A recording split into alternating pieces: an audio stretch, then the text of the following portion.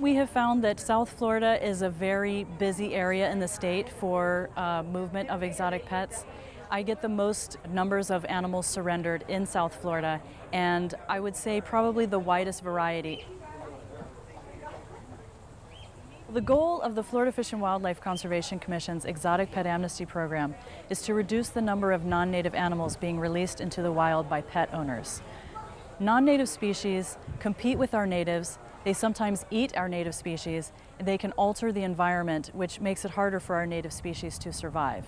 So the program was started to provide a means for people who have exotic pets that they can't keep anymore to rehome those animals instead of releasing them into the wild.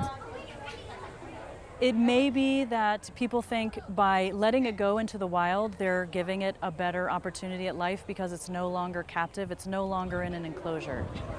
I don't think they're thinking in detail about the survival possibilities for that animal, the threats that they would face by predators, competitors, diseases, people having to navigate roads and vehicles and all of these dangers.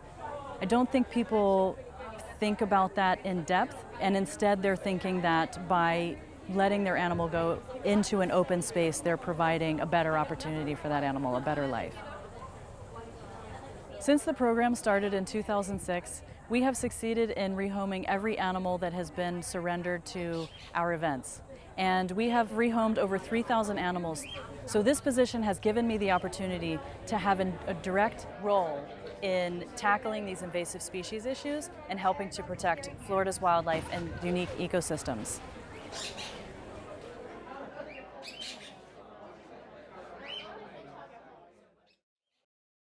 Your Story segments brought to you in part by the Brunetti Foundation.